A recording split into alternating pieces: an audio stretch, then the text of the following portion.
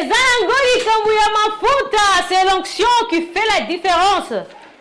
Un jeudi d'analyse, un jeudi prophétique. Pourquoi j'ai dit ça? Parce qu'aujourd'hui, nous allons clôturer le sujet Oezo Tungisa. Pecha Kabiso, pasi mingi na mutema. Yango lelo, tokozo enseignement wana, to vandi sa sous moboko. Pourquoi j'ai dit ça? Parce que chaque jeudi, Boebi Malamu, tozalaka bongo na collège mondial pour la dimension intégrale de l'homme. Mingi, na semaine, il y avait des gens, babenga kinga, ils batini ba message belé pour me demander adresse.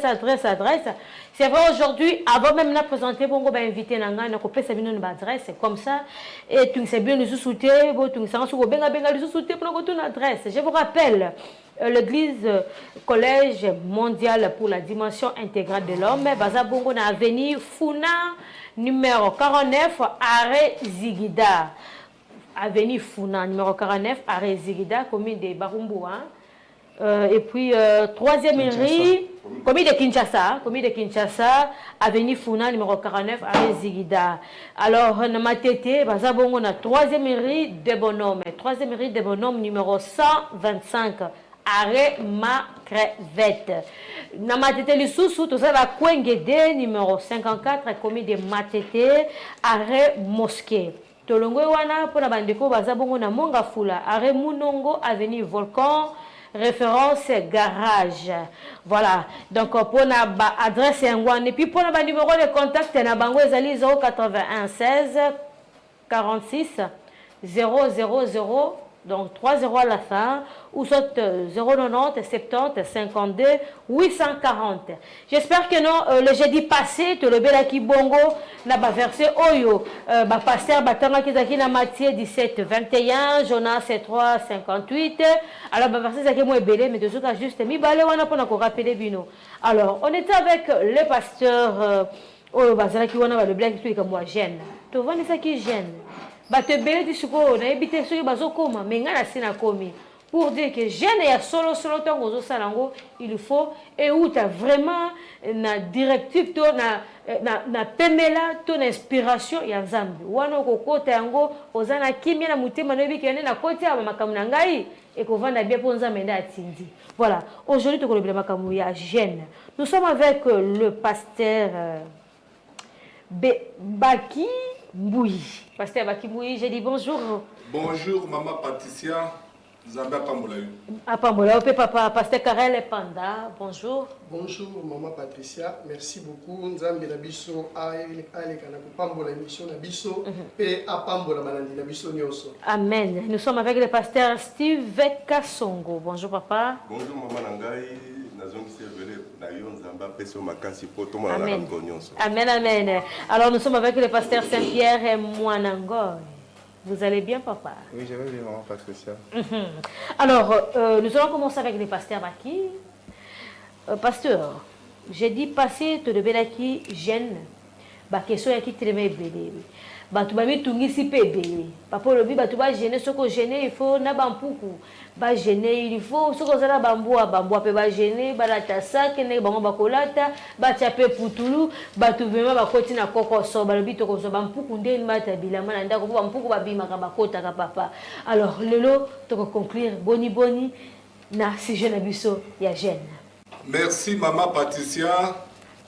Likambo ya jeune eza likambo moko très important na bomo ya bana ya Nzambe. To komeka muke kozongela sujet o lisusu lelo parce que ezali sujet ya mutu ya makasi penza oyo to koyeba koloba kosunga bana ya Nzambe na mukolo na lelo. Bosenga na ngai ezali ete bana ya Nzambe oyo baza kolanda biso bayeba kolanda biso na bukebi nyonso parce que lelo to kosetsa jeune oyo. Tozozongela yango po ebele ya bana Nzambe basengi yango toyeba kozongela.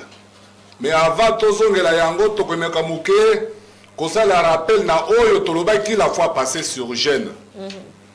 Tomekaki kolobaki biso etake basali ya Nzambe nyonso tokoyeba koloba esengeli utaka na Biblia.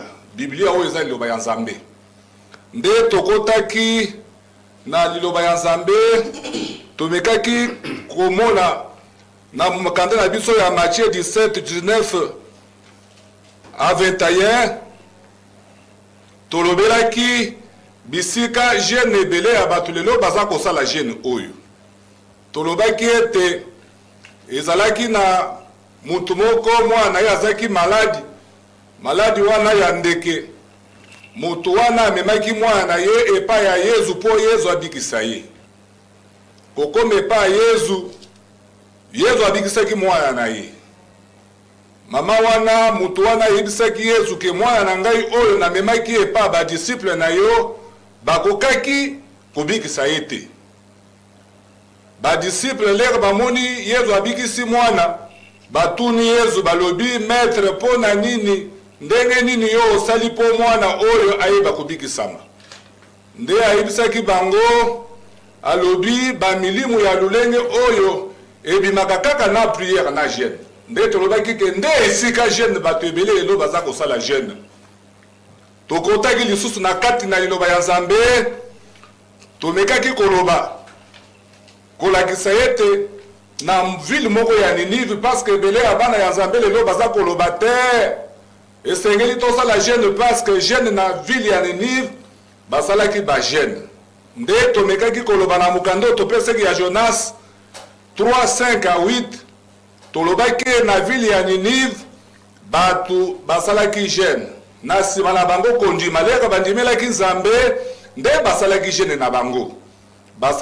na bango mboka mobimba batu balataki jeune basalaki jeune kobanda banikolo ti bana mike roi yokaki sangwane ekomelaki ye roi ya mboka ya Ninive akitaki na trône na ye asalaki jeune alataki pe basaki bapibliaki mboka mobimba batu nyonso ya mboka ya Ninive bayeba kosala jeune banikolo kobanda bana mike na banyema nyonso balata basaki basala jeune nde tutunaki na bandeko na biso tolobi wi bino bandeko na biso bino bosalaka jeune oyo ekomami na kati na Biblia na ville ya Ninive botala mboka mobimba ya Ninive batu nyonso basalaki fete kobanda banikolo ti bana mike ti baroi bakitaki na trône basalaki jeune na bango babondelaki bagangaki epa Nzambe pote Nzambe ayeba koyokela bango objectif ezalaki ete bayeba kotika banzela na bango ya mabe bazongela Nzambe me yo oza kosala jeune na yo est-ce que jeune na yo lero ozosala yango na ntina nini na mboka ya Ninive basalaki jeune po bato bayeba kozonga kotika mabe na bango kozonga epa Nzambe toyaki kosimba lisusu mukanda na biso oyo ya Matthieu 6 verset 16-18 tolobaki Yezu wana surtout wana bato babaka te jeune Yezu pe asalaki jeune te Yezu lera ayebisaki badisiple na ye azalaki na badisiple na ye batunaki ye maître lakisa biso lolenge nini esengeli tosala jeune Yezu ayebisi badisiple na ye alobi na bango botala lolenge bokosala jeune lere bokosala jeune na bino bozwa elongi ya mawa te lere bokosala jeune na bino botia parfum na mitu na bino nde totuni yo ndeko na biso ye mwana ya Nzambe osalaka jeune kolanda liloba ya Nzambe oyo ekomami est-ce que jeune na yo lere osalaka yango otiaka parfum na mutu est-ce que jeune na yo lere osalaka yango bato bayebaka yango parce que badisiple ya Yezu bango ke lere bino bozosala jeune bato bayeba te yo ozali papa ozali mama ozosala jeune na yo est-ce que na ndako na yo bana na yo bayebaka te nde toyaki lisusu kozwa mukanda na biso ya Matthieu 4 verset 1-2 tolobaki ete Yezu pe asalaki jeune oui toboyi te Yezu lere asalaki jeune na ye balobi esprit nde ememaki ye na kati ya désert nde totuni yo ndeko na biso yo mutu olingaka kosala jeune okanisaka ezaka jeune ya Nzambe eske lere yo osalaka jeune na yo esprit nde ememaka yo na désert to osalaka jeune mpo na bebesoin na yo moko toyaki koconclure na mukanda na biso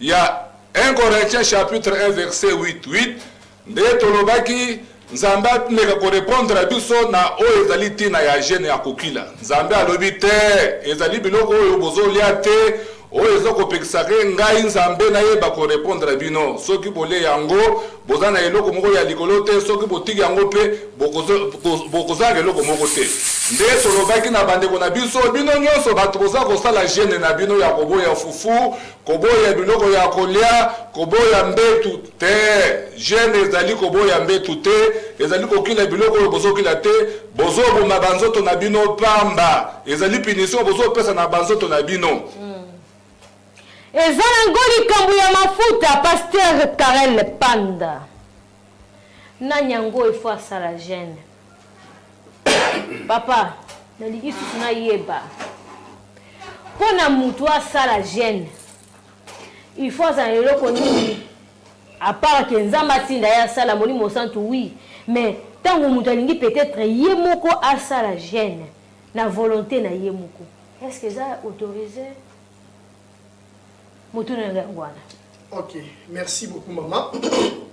Déjà place wana ngai na sepeli mingi nazo répondre directement na koloba boye. Les jeunes, c'est une recommandation biblique. Vous comprenez maman? Oui papa. Lokola ezali recommandation biblique, recommandation divine, ye moko nzambe nazali ko répondre yango zali na katikati ya liloba na ye. Et c'est ngeli na biso to bana kosala yango. Jeune nzambe azosenga yo o jeune oyo bana kokila yango wana biso pe lokola batu na nzambe lokola bana na nzambe biso to jeune katokilaka. Mais le problème maintenant c'est quoi? Tozali kokila te lolenge batu bazali kosala lelo puisque batu lelo bazali kosala makambu na bango le problème ya munene place tozali tolobaka boye mama na ngai mama Patricia. Oui. Nyonso oyo komi na kati ya Biblia, tout ce qui est écrit dans la Bible, biso to observaka yango, to salelaka yango. Mais à la une seule et grande différence, c'est que biso to zali kosala yango te lolenge batu bazali komi salela. Non. Jeune oyo lelo batu bazali kosala na katikati ya mangomba, mama na ngai. Église nini oyo emotelema lelo lobiki na biso batu nde to inventa jeune. Azalite. C'est-à-dire biso surtout tozokia mwa. Na kati ya Biblia, na kati ya mukanda na Nzambe. Sikoyo boni eloko tozui eza ya biso te.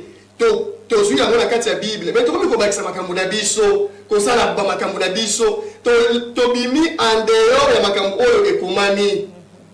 Jeune lelo ya liquide, semi-liquide, soki nini liquide, soki nini, euti wapi. Au moins que ce sont des théâtres, eza makambo Nzambe te. Jeune tolobaki jeune eza kokila fufu te, kokila loso te, kokila kwanga te, to makemba, to mbetu. Non, mikolo nazali ko jeune, na kolala te na mbetu nazola kaka na ciment. Ozo mimonisa pasi pour rien. Eza makambo Nzambe te. Na kolinga na mekana no kosala mo table rase pour la question oyo etikalaki. Oui. Entre autres ndeko moko abengaki dernièrement na suka alobi boye. Non, là il y a bien qui peuvent contredire bande ko bazali katikati na plateau. Au moins tangu Yesu ajenaki, Yesu azali 100% homme et 100% Dieu. Maman na ngai, tozala sérieux. Na kosenga na ndeko wana soki azali kolanda biso lelo. Premièrement d'abord, en tout cas, nous avons hâte. Ya yo kobenga obese biso mukanda. Oyo ezolakisa ke Yesu il était 100% homme et 100% Dieu. Obese biso no mukanda wana awa lelo na plateau. Puisque tozoli ngate to bakisa makambo na biso, to sala amalgame, to sala théâtre na makambo Nzambe non. To baka yango chaque fois na makambo Nzambe complaisance ezala te. Nini sentiment ekota te. Tikana, attention que to kele na calcul. Bon, azalaki 100% homme et 100% Dieu. Celui que to sala plus 100 moins 100. Et on peut savoir combien? Ba to bayebi mathématiques bayebi. Et on peut savoir 0. Donc Jésus égale 0. Jésus, il est nul, il n'a jamais existé. Azalagate, inventé de toutes pièces. Puisque l'esprit, Galate Zolo Bayango, est opposé à la chair. Soit qui 100% Dieu, 100% homme. Donc, on a plus 100, moins 100. Et puis, c'est 0. On n'a pas besoin de sous 0. Ah, wana ezali mateya ya buzoba, ezali mateya ya basentima ya batu. Batu bazo comprendre makambo Nzambe te. Yesu azalaka 100% homme, 100% Dieu te. Pasteur Karel, kasi nanyango il faut ça la gêne. Si yango tolobi boye. Et c'est ngeli ko jeûner. Sikoyo tokotanga na mukanda ya Nzambe. Totanga na mukanda ya Nzambe to mona nani esengeli ay bana ko sala jeûne. Très bien. Ésaïe chapitre 58. verset bandata la 3. Ésaïe 58, 3. 3. Que nous sert de jeûner si tu ne le vois pas? Nzambe bandi kolobela biso bon ezo servir yo na ko gêner pour na nini soki ozali ko mona yete. Omona kanzambe? Na mona kile nzia na bino. Créons l'homme à notre image et à notre ressemblance. Donc, attends, tu as dit bon, ou bien doki, na gêné pour la moni nzambe. Te wale dans les compréhensions erronées maman na ngai. Pas besoin ça va ndenge na bango. Kita. Que nous sert de jeûner si tu ne le vois pas? De mortifier notre âme si tu n'as point égard. Ozomini okola pamba, tu mortifies ton âme pour rien. Na komi bo mabanzala, na kolala na basima. Au jeûne il y a 100 jours. Tala na lopena no makambo ya lukuta bato bazala kana yango. Muto a jeûné pendant 100 jours. Ah, pe bato bazolanda ye. Te asanga papa. Asanga semaine moko et de la semaine il y a OK, très bien. Kaka nani tia pamba. Tia pamba. Ne ba semaine wana cause ya orange. Semaine wana cause ya komilaka potopoto. OK, merci beaucoup. Omoni o rejoindre ngai tango na lobaki na ebandeli awa. Biloko ce sont des théâtres. Eza makambo nzambe te. Soki obandi ko jeûner banda yango kotika te kokata kata te keno lelo na kolia mwa lipa lelo na lia mwa ekoma di wapi yango tozoloba bino ba jeune wana eza makambo nzambe comment expliquer bino ozwa ngo s'approprier bo ko bakisa makambo na bino amona mukanda nzambe ezo rattraper bino ono nzambe ngo bazoloba ke tolo bona te tosani to bakisa te batu wana nzamba kobeta bango na yo muto sala ka bongo pinisho nzambe eza likolo na yo puis ozo sala makambo ya yo ya nzambe te oui kita. Voici les jours de votre jeûne. Voici les jours de votre jeûne. Vous vous livrez à vos penchants. Et vous traitez durement tous vos mercenaires. Maman nangai, jeûne ya nzambe. Si quoi il a comme pour répondre yo, moto za la raté la muki. Non, pour ça libale les ngai. Non, tika na jeûne na ka mobali. Ba yebisa kyo de mibali nzamba za la bango na lola. O akitila yo bango. To non mabota ezangi ngai tika na sala ni nakele osenga nzamba yebisa kyo ke bana bazala bona na lola ponza makitisa bango. Te wana ozo sala makambo na yo. Nzamba sakeli nyonso. Dieu a tout créé. Il a lui-même dit multiplier, remplissez la terre. Toi, tu dois simplement respecter cette nature. Tant que vous avez la malade, pour que ceux qui ont dit le repos, il faut gêner. Mais, il respecte seulement la nature, il se respecte. Elle se respecte. Nelelo okoki kobota non pas yo osala ki otamboli mabe osambusi nzoto na yo ndela lelo okomi kosonga non na gêner nzaba pesa nga mwana okotika la pe kozomwana wana te parce que tu n'as pas respecté la nature. Ça va maman ngai ba jona kate pona ba pancha na yo pona ba posa na yo lenge yo lingi kasi ba jona nani OK. Voici le jour de votre jeûne, vous vous livrez à vos penchants.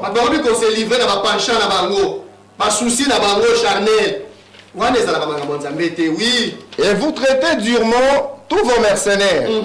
Voici, vous jeûnez pour disputer et vous quereller. Mais, nabatongo, asia swanaki, asia bundaki na bunda. Allez, na poko ye wana akotige. Tant que vous sa gêne, ake ko bunda bona fufu. Fufu na mais là qui awa bolia mo bona ni ndeko nanga ozo gêner. Kaka yo mo ozo gêner, o bisu ko disputer. Il fallait qu'il quitte la poko. Ndako mo ko betinga libaku. Yo ozo gêner ba betso libaku ndenge nini.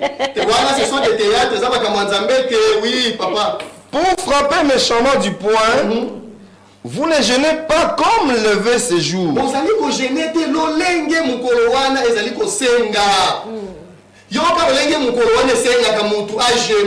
Oui. Pour que votre voix soit entendue en haut. Quand vous allez gêner, ils allaient pour un seul objectif. Pour l'année, mon place Nzamba Zali. C'est ça, oui. Est-ce là le jeûne auquel je prends plaisir? Un jour où l'homme humilie son âme. Il humilie son âme, oui. Courber la tête comme un joug. Un joug, oui. Et se coucher sur les sacs et la cendre. Est-ce là ce que tu appelleras un jeûne? Un jour agréable à l'Éternel. Voici les jeûnes auxquels je prends plaisir. Détache les chaînes de la méchanceté. D'abord, ce que tu as vu en tête. Ésaïe 58. Le vrai jeûne. Ah, il y a le vrai jeûne. Or, si on parle du vrai, donc il doit automatiquement y avoir quoi? Les faux. Faux, les faux jeunes. Ce sont des faux jeunes. Le vrai jeune existe. Les jeunes Yanzambe. Oui, papa. Voici les jeunes auxquels je prends plaisir. Détache les chaînes de la méchanceté. Jeune Yanzambe, il faut détacher les chaînes de la méchanceté. Dit, yo lelo, ozo gêné, ozo ya fufu, ozo ya loso. Mais mutwa kanda. Ndenge kapele ko solo bata. Ngai basanga na ngai te. Ngai soti kaka mutwa meki. Na kanga kanda, peso na kangeli yo kanda. Ata 2 ans. Wana si ozo ndoki. Mais maman na Nzambe a jenaka. Ye ko to jeda saka na te. Mais mokangi bakanda. Basala no mukeko asiliki. Akoti kutanzana akangeli mutukana sana ennemi. Ale biloko na ye. Plutôt, balie biloko na ye asiliki. Et là, on va besoin de jeune. Détache ces chaînes de la méchanceté. Oui, papa. Dénoue les liens de la servitude. Fumola, lisita, singa, oyo sekangio la servitude. C'est-à-dire quoi? Ah, tu sais que le makambu ya Nzambe. Esaïe 55, 8 à 9, bazali koloba boue. Papa tanga ngomba avant nini wana. Esaïe 55, 8 à 9. Esaïe 55, 8 à 9. Car mes pensées ne sont pas vos pensées, et vos voix ne sont pas mes voix, dit l'Éternel. Ah, Nzamba bandi déjà kolobela biso, après venaki biso. Makanisi na ngai Nzambe ezali makanisi na bino batute. C'est-à-dire, c'est que Dieu parle, ce que Dieu dit dans la Bible, et ça pensée na bisoté, et ça dit selon pensée à Nzambe. Vous comprenez maman nanaï? Ah, il y a moi qui les jeunes, oh batu ba jenaka, et ça makambo batu. Et c'est que toi jeune selon pensée à Nzambe. Si quoi otozongi zongela mukana na biso, selon pensée à Nzambe, oui. Dénoue le lien de la servitude. Maman, et l'autre c'est ngelo sala. Sala ni fungola basinga ya servitude. Oya bakateke ozalaka na servitude ti lelo. Si le lot aussi au Kanama, Basinga, tu es esclave. Owebi, oza esclave Yanan. Yanin. Oza esclave Yamasumu, Yamabe, Yamakambu Mabe, Yamasumu. Tu es esclave. C'est ce que Dieu te demande. Dénoue ces liens-là. Fumola Mazita, Wana Singa, Wana Sekangio, Namasanga, Nakindumba. Ozo comprendre? Des jeunes, oui. Renvoie libre les opprimés. Renvoie libre. Qui est libéré par tu aussi Bakanami. Bon, ceux qui les waouh. Ma prison est zate. Parce que on est gêné à Soro. On est dans ma prison, ma cala. On est libéré ma prisonnier. Non. Yokuna, on se connaît ça alors que Yomoko Oliaka na coucou. Awana oza mutu na Nzambe te. Renvoie libre les opprimés. Quelle est la prison? Bimisa na sibatu na prison. Tout le monde est yoko jena kaya solo. Oza comprendre maman? Ah, c'est-à-dire, et loko Nzambe azali koloba wana, ezali selon pensée ya Nzambe. Et si okangi kangi batu, ce sont des opprimés katikati na yo. Yo mutu na Nzambe mobimba, osho ina batu. Omela batu. Okangi bango na kati na yo. Nzambe azo seko salani. Libérer bango. C'est ça les jeunes, ils ont la foufouté, ils ont la loso. Puisque les experts, il y a soi-disant 100 jours. Puisque à cause de ça, aller à 100 jours. Bien qu'à cause de ça, soi-disant experts en jeunes. Mais, tala, makamosalaga, asa ina batu, moté à zoté à l'homme, et la papa n'a pas banarate. Ah, ça me donne on est à jeûner à solo, à libérer les opprimés. Non, il y a un jeûner foufou. Akansi no la fufu eza na problème na Nzambe. Non, wana eza materia ya lokuta. Souci ya Nzambe libérer ba opprimé batosi okanga katikati na yo oui et que l'on rende toute espèce de joug.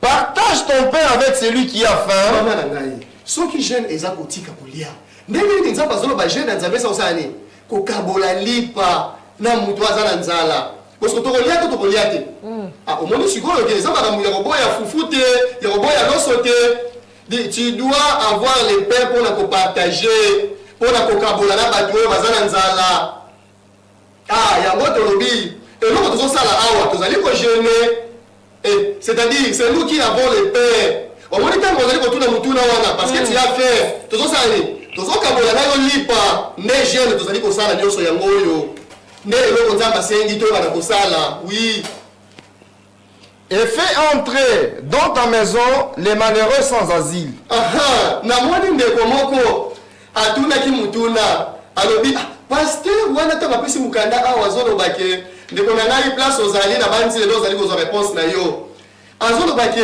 jeune ya solo ezali ya kokotisa bashege bafazer badwana nyonso na kati ya ndaku ebongo ye moko pasteur est-ce que na kati ya ndaku na ye aza na badwana ndeko na ngai soto linoyeba solution eza moko yaka na baadresse oyo bapesi okoyeba soki nini tokotisaka bafazer na bashege te tozala bango wana ebele tozokotisa bango tozotangisa bango tozoliesa bango yaka okomona bango ototuna question koza na mosika na banzi sikoyo ozwi réponse na yo c'est-à-dire susi ya nzambe bato nyonso wana bazali sans abri sans asile tokotisa bango na bandako mais lelo c'est maintenant le contraire les pasteurs ils ne savent que quoi kokanga bana bato bandoki non mono aza ndoki d'ailleurs ebele basheko batondi eza mpona mpona bapasteur ya lokuta wana kokanga bana bato bandoki excusez mais bango bazwaka na dole ya kokanga bato bandoki me bayaka kolongolaki ndoki te nde bapanzi lelo mabota ebele ya bana mike bakomi bashege mpona nini non aza ndoki benga na ye moko aza ndoki moyibi wana mpona nini azopanza bino olie okotisa bato na kati ya ndako na yo bino mosala na bino ya kopanza ya kokanga bato bandoki nde botondisi bafazer na Kinshasa pasteur Karel pasteur toka na malamu omoni ndeko wana abengaki yako benga lisusu abengaki lisusu bon faut que nous expliquer wa malamu mwendo kolobaki ke ozwi ozongile kwa kolia na jeune malamu ezali kokabola mapa jeune malamu bato batelengani wana pesi bango esika kolala bango souvent problème ngo ezali est-ce que faut bakamata bashege wana bakota bana bandako na bango bakoma kolala na bango bakoma kovana na bango mais quand on éclaircir biso malamu to comprendre toto ya bango nde baya na nzela nzambe baya na église to bakota na kati ya ndako papa merci beaucoup mama na ngai omoni soki na lobi na pesa bongo mutu akokanisa lokola neti ke toza ndenge moko na sens nini ke ye mpe aza na lipa ya kopesa ke ye mpe aza na ndako ya kokotisa bato te ngai na koyebisa yo bongo te mpo omona ke no ngai mpe nakotisa yo okoki kokotisa te le sans abri wana yaka nde mpo omona lolenge nini tozosala nini tozokotisa basans abri na bandako puisque oyebi te ndeko na ngai boya vous allez voir de vous-même nde place bokomona tozokotisa basans asile wana na kati ya ndako nde place kutu tozosala nini bato oyo bazangi bilamba baza bolumbu esengeli kocouvrir bango ezalangoli kambo ya mafuta c'est l'onction qui fait la différence. Si j'ai un biseau, il y a jeune, j'espère que tu clôtureras en lelo, hein. Parce que jeudi prochain, si Dieu le veut, tu as un système, il y a question-réponse. Tu as un bateau, tu as un biseau, tu as un téléspectateur, tu as un biseau, tu as un moko aleki, tu as une question, tu as un pasteur va répondre. On a clôturer penza, moi, un biseau, c'est surtout. Mais le lot, pasteur Steve, le vrai jeune. Ce qui a solo, tu dois retenir, vrai jeune, il y a solo. Pasteur Karala lobby, il faut que l'on la battu au tient la servitude. Donc, c'est-à-dire, bateau, surtout, quand il y a la canne, il faut qu'on libère Bango. Ce que l'on connaît, vraiment, Pasteur Steve, on me met les buissons, l'élo, puis dans un vaso, la buisson, tout retenir, na sujet, tout partager à Gênes. Merci beaucoup, Maman Nangaï. N'ayez bien que ma pasteur, Bande Konangaï, Bandi Liboso, balobeli makambo ebele sur jeune. Problème ezanini. Problème ezali ete batu bazui likambo ya nzambe ekomi ya bango bakosani na nzambe. Papa Zongela, Ésaïe 58, verset 2. Ésaïe 58, 2. Tous les jours, ils me cherchent, ils veulent connaître mes voies, comme une nation qui aurait pratiqué la justice et n'aurait pas abandonné la loi de son Dieu. Ils me demandent des arrêts de justice, ils désirent l'approche de Dieu. Tala batu, mikolo nyonso baza na Bible na maboko. Bazo tanga makomi. Tango bazo tanga makomi pa tango bazo loba, on dirait batu moko bayebi mayele na makanisa Nzambe. Mais makambo bazo kende kosala makambo na bango moko. C'est pourquoi au moni lelo tango bazui jeune bazo zonga na kati ya mayele na bango moko ya batu. Bayebi ke jeune c'est s'abstenir d'eux. En tant que jeune les ça s'abstenir d'eux. Nan Nzambe pe pour la bango et donc on dit Nzambe akoko boya fufu. Est-ce que Nzambe en son akina fufu? Ce comme yo tolia fufu te. Est-ce que Nzambe son akina fufu? C'est pourquoi na 3 papa tanga 3. Ésaïe 58, 3. Oui. Que nous sert de jeûner si tu ne vois pas, de mortifier notre âme si tu n'as point égard. Voici les jours de votre jeûne, vous vous livrez à vos penchants et vous traitez durement tous vos mercenaires. Maman Patricia, Oui. Pasteur Karel a tourné awa. Est-ce que yo so moni Nzambe? Le monde nous amène là, papa. Moni Nzambe? Mais attention. Papi créé l'homme notre Papa Tangela biso Exode 33 verset 20. Maman Patricia amana Nzambe. Exode 33, Chapitre 33 verset 20. Exode 33, 20. L'Éternel dit, Oui. tu ne pourras pas voir ma face, car l'homme ne peut me voir et vivre. Nde eloko ekabwisi ngai ke yo omoni Nzambe ozalaka vivant. Nde eloko mokili mobimba oyo bapaster banini bazoloba ne biso tosala jeune. Mais na Ésaïe 58 verset 3 balobi que sert de gêner si tu ne les vois pas. Donc avant ya ko gêner, il faut qu'on la Nzambe. Comment on a face à Nzambe? C'est nde ko yeba bayele na makanisa Nzambe. Est-ce que makambo oyo zo sala ya jeune? Est-ce que oyebi yango batangisa ki yo yango na tangisi yo yango? Est-ce que Nzambe alobeli yo ko gêner ndenge ozo sala wana? Nde problème ezalelo. Parce que tango mutu ayebi volonté ya Nzambe te. Eloko azosala ezaka eloko na ye ya mokili bato bazose refere na mokili omoni mutu na kati na ye makambo malamu eza te azokana na bato te ye moko na ndako soki alingi kosala na mobali problème mais lobilobi azwi kamwa etoko nakende kosala jeune andiki mobali na ndako na nzala et pourtant ye nde motu fale akipe mobali wana mobali azoyembayemba oyo Nzambe ya ndenge nini mwasi atikanga boye. Mais yo Nzambe nano oyebi ye te ozokende kosala Nzambe nini? Yango omoni bato bazo comprendre te. Nde eloko oyo il faut to comprendre elo jeune eza nini? 1 Thessaloniciens 5 verset 22. 1 Thessaloniciens 5 verset 22.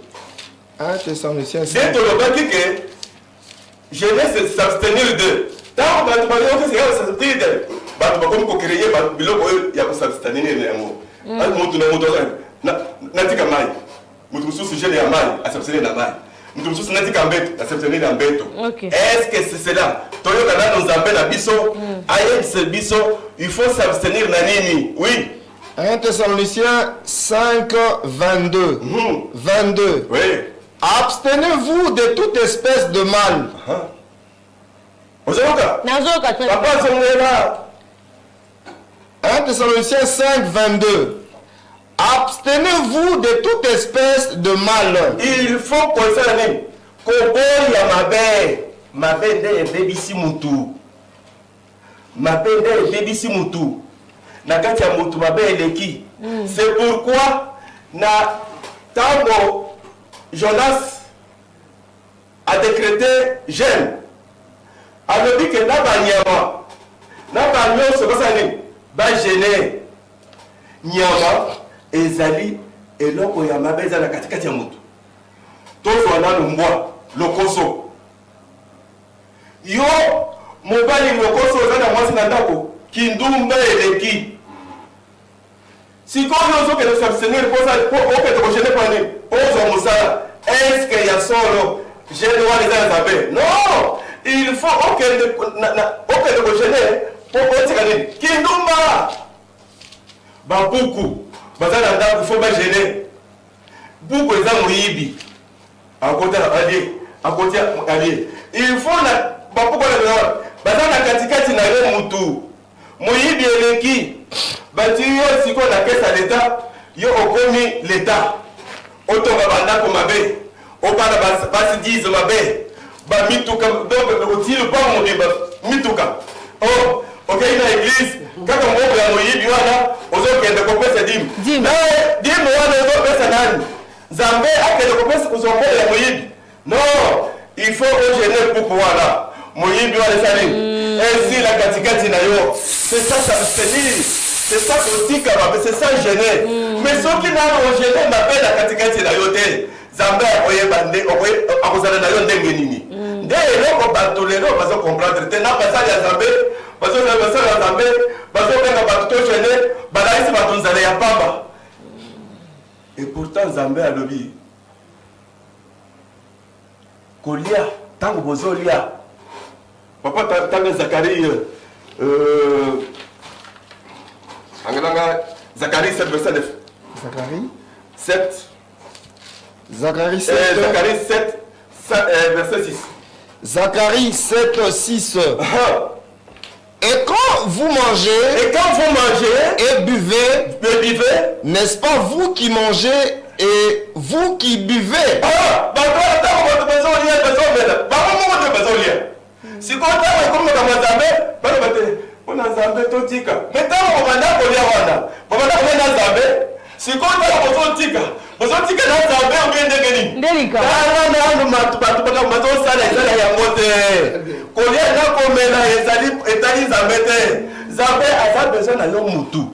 Mutu wana okoma musantu koko musantu il faut tika mabe yango de jeune zambazo luka oyeba ko jeune mabe na yo kindo kina katikati na yo jeune yango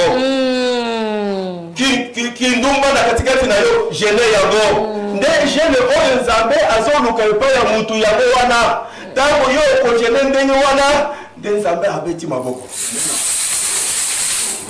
C'est l'onction qui fait la différence. Est-ce que vous avez ma toy à molimo? Tout pour comprendre. Niveau que nous avons enseignement awa, pour profiter de l'angai longo. Pour cette occasion, mon corps, nous avons appelé ça cannabis. Occasion, c'est très important.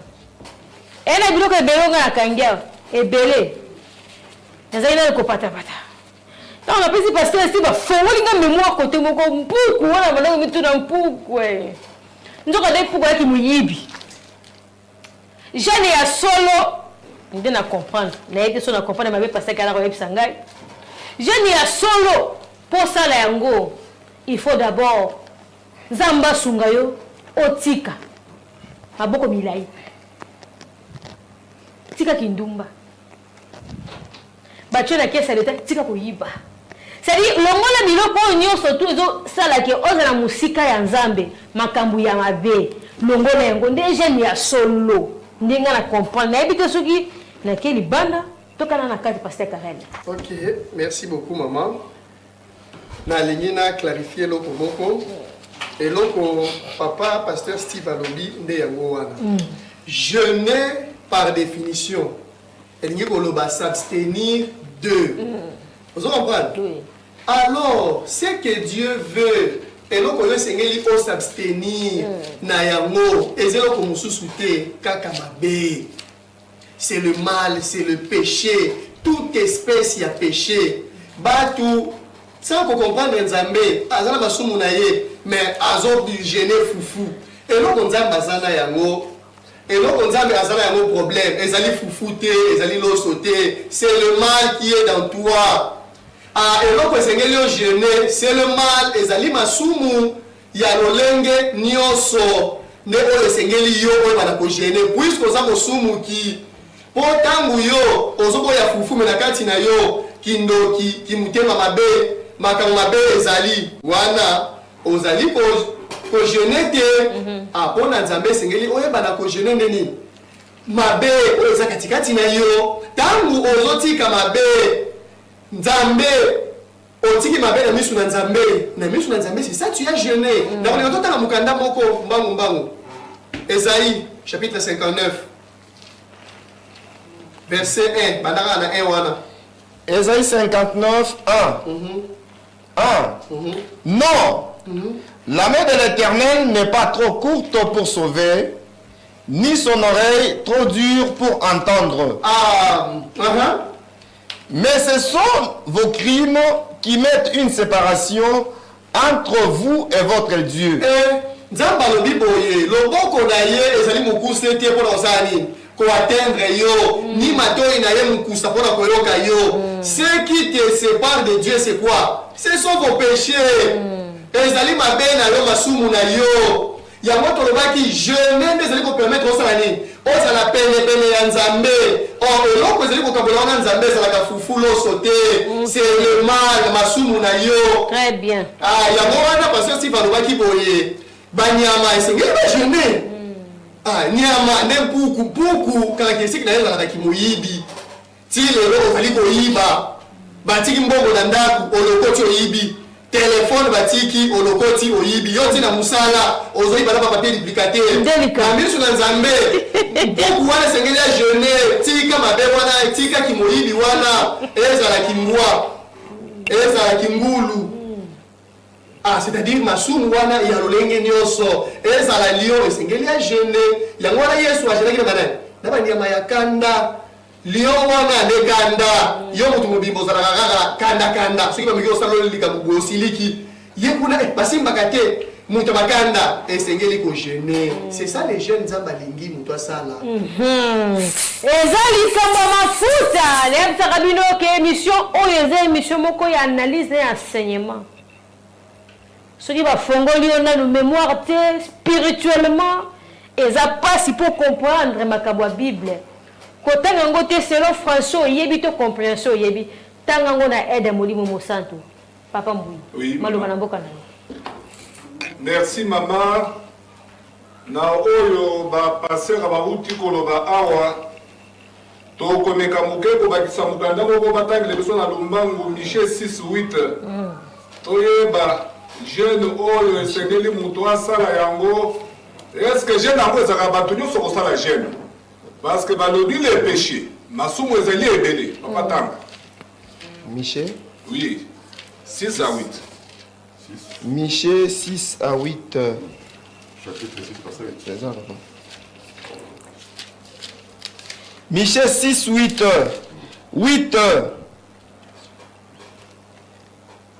On t'a fait connaître, ô homme, ce qui est bien. Et ce que l'Éternel demande de toi, c'est que tu pratiques la justice, que tu aimes la miséricorde et que tu marches humblement avec ton Dieu. Nde souci na biso na kati ya collège pour les dimensions intégrales de l'homme. Souci na biso mama na ngai ezali ete esengeli bato baya kolanda liloba ya nzambe nzambe alakisa bango volonté na ye bato bayeba die ezali nini volonté ya nzambe ezali nini parce que soki moto atangisa miloba ya nzambe te il est impossible ayeba koyeba mabe na malamu nde tobengami tosengi na bandeko na biso nyonso bahésite te makambo eza ebele esengeli bango bayeba bapusana baya mituna nyonso ezali bakotuna biso tokoyeba korépondre bango bakosala jeune ya solo ya bato ya nzambe. eza nango likambo mafuta c'est l'onction qui fait la différence soki na beti kichakachaka ekitisaka bongo onction lisusu ya émission mata papa Pour éviter qu'il soit photo ça la gêne. Il faut to kila, to boya mabe. Ce qu'on a mouru, il faut tika yango ndeko kila ya gêne à solo. Mais ce que Jésus pas gêne qui, Pasteur Karel. Pasteur Karel et Papa Steve. Maman. Pasteur Becky.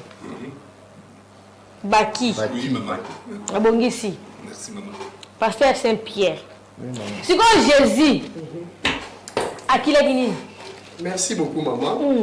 Nakomisi nzambe mpona mutuna oyo nabandi mpe d'ailleurs ekoki kozala mutuna oyo ebele katikati na bandako bamituni puisque jeûner ezali s'abstenir na mabe sikoyo Yesu ye moko ndenge yoka bato 100% 100% or mateya ya bandoki wana alors que Yesu azalaka ni 100% Dieu 100% homme ezali kotata ba makambo wana te sikoyo Yesu pas jeûnaki puisque c'est biblique Jésus a jeûné maintenant le sikoyo yebe sikoyo atika ki mabe yeba ko sala mabe nini alors que mukanda ezolo baboye lui qui n'a point connu des péchés non maman nangai eloko esengeli toyeba Yesu jeune ya Yesu ezali jeune na yote effectivement yonde esengeli o jeûner o sala nini o tika mabe o s'abstenir na mabe puisque yo oza musumuki.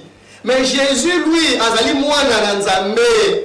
Jésus, aza fils de Dieu. Lui ne pêche point. Maintenant, tala elokoye a Genaki. Marc, chapitre 4, verset 1. Marc 4, 1. 1. Marc 4, 1. Jésus s'est mis de nouveau à enseigner. Pardon, Matthieu, ezali mukana ya Matthieu. Chapitre 4, verset 1. Matthieu 4, 1. Alors Jésus fut amené par l'Esprit dans le désert pour être tenté par le diable. Balobi, Yesu fut amené par l'Esprit. Ça va? Dans le désert. Oh, kuna toyebi akende kosala nini? Kobondela. Kokila kogene 40 jours, 40 jours. Alors que jeune ya Yesu, ezali jeune ya yote, ezali nini oui. Alors Jésus fut emmené par l'Esprit dans le désert pour être tenté par le diable. Ah, au moins jeune ya Yesu. Jeune ya Yesu ezali nini? Tentation ya diable. Donc batila ya kende kuna. C'est-à-dire quoi? Jésus azali koki tolobi boye koki ali ko ba s'abstenir na mabe. C'est ça. Maintenant, Yesu ye azo s'abstenir na ba tentation o sa azali ko ya na yango. Yo esengeli na yo oti na ne ba katikati na yo kindoki kilikunia kimoyibi. Jésus lui, il est déjà saint fils de Dieu. Si quoi eloko azali koki les amis. Tentation ya Satan. Raison pour laquelle Satan t'a envoyé ceux qui t'ont quitté wana. Au moment de Satan a dit si tu es fils de Dieu, ça va ni mi boaka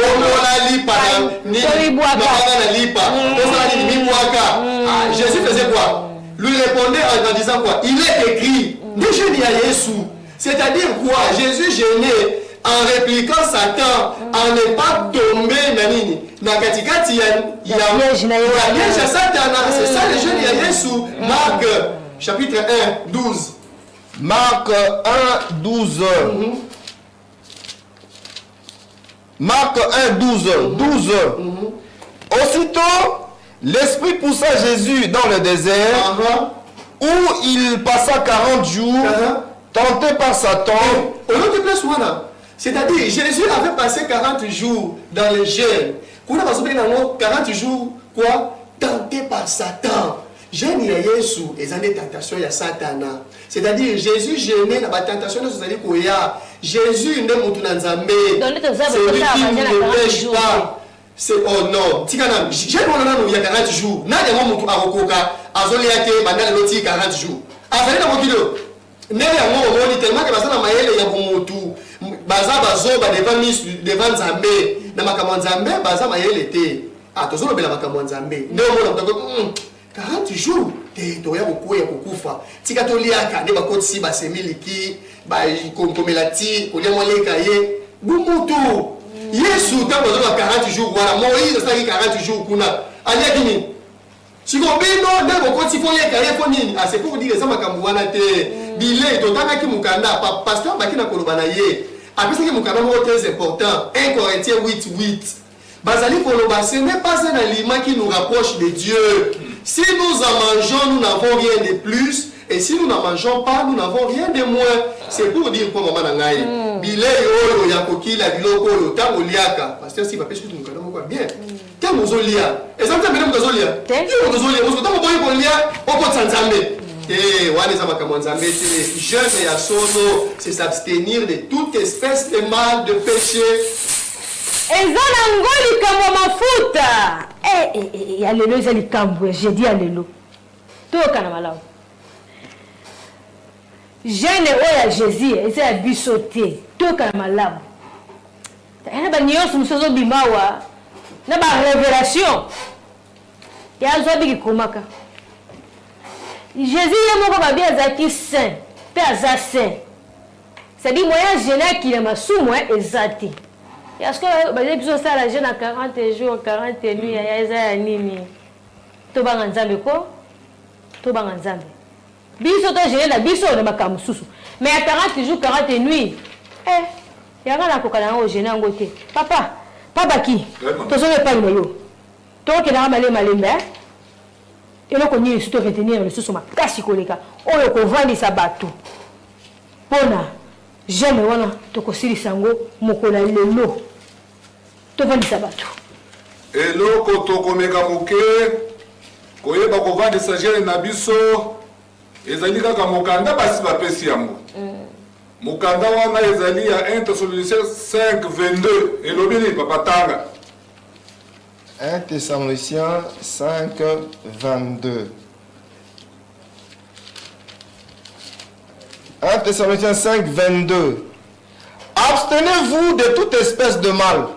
Tala eloko oyo bana ya Nzambe bazali kolanda biso na ngonga oyo bazwi grâce oyo ya kolanda biso na émission na biso ya mafuta.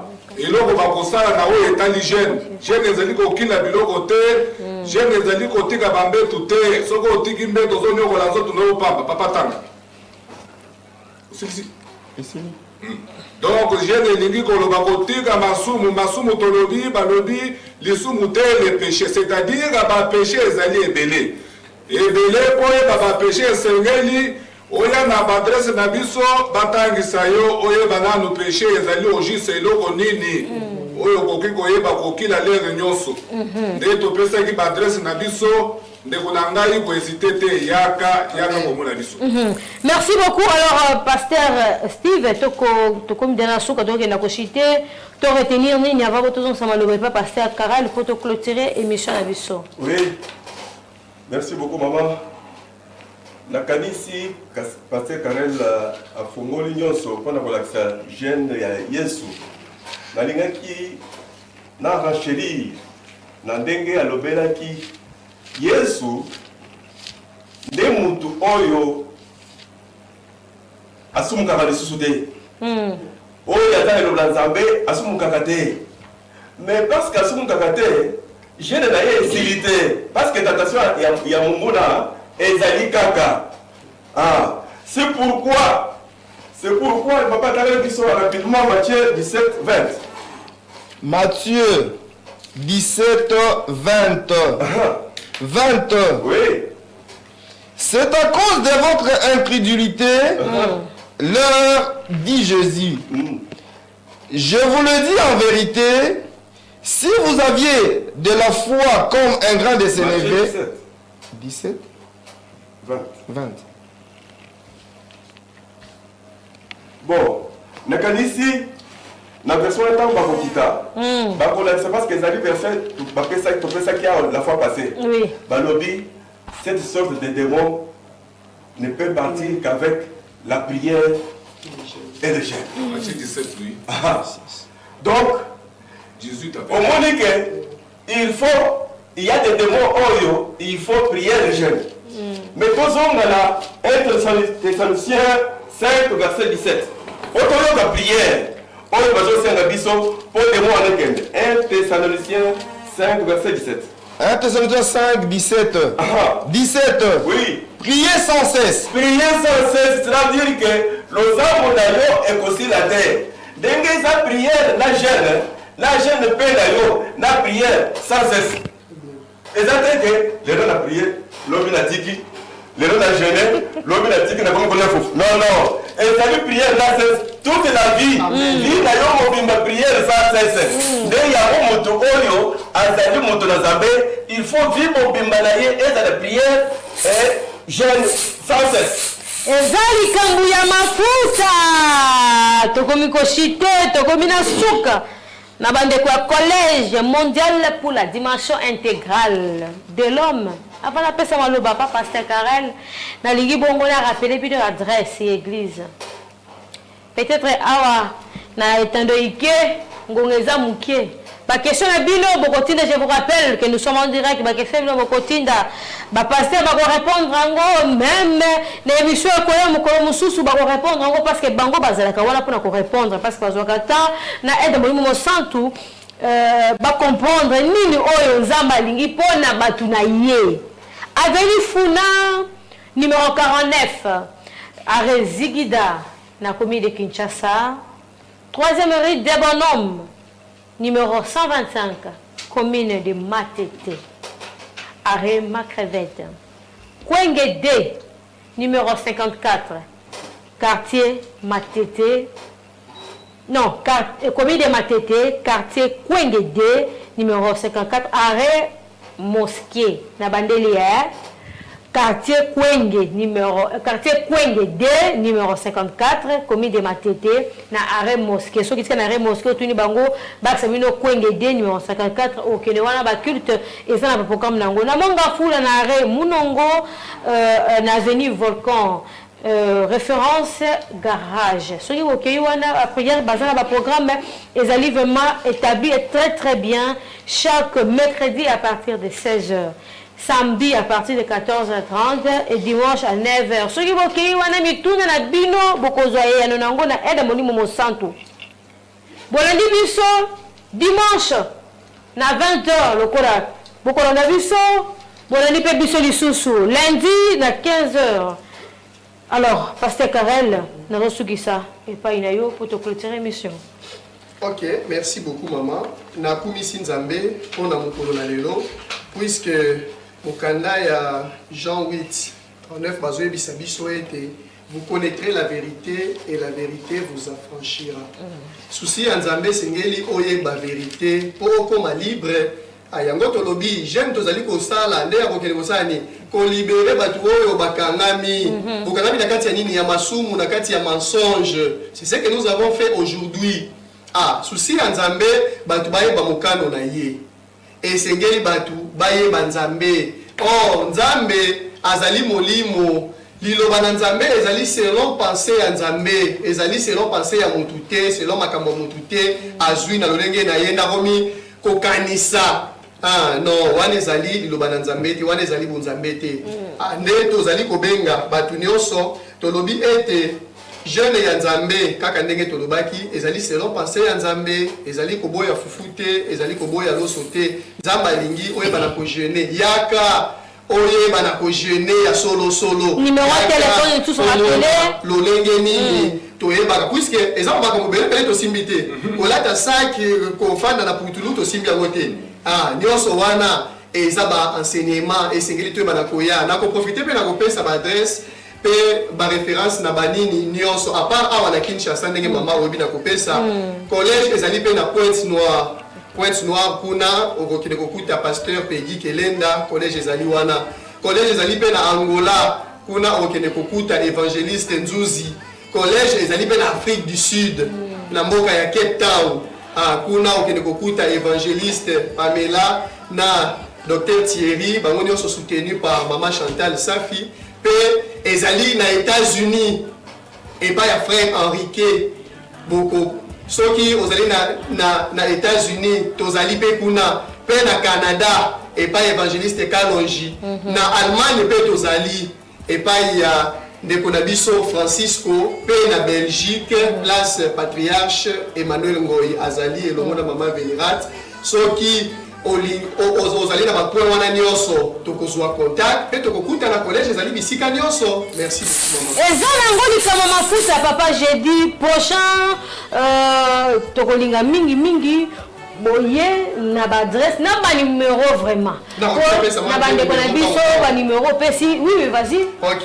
Tozali na plus 243 90 70 52 840. Nazongeli 90 70 52 840. P plus 243 81 16 46 000. 81 16 46 000. Merci beaucoup, pasteur Karel Panda. Merci beaucoup, papa Baki. J'espère que j'ai prononcé bien. Merci beaucoup, maman. Merci beaucoup, pasteur Steve Kassongo. Merci beaucoup, Motonanzambe Saint-Pierre. Quant à moi, je vous dis au revoir et à la prochaine. Au revoir. Très bien. Numéro ya poto. Alors,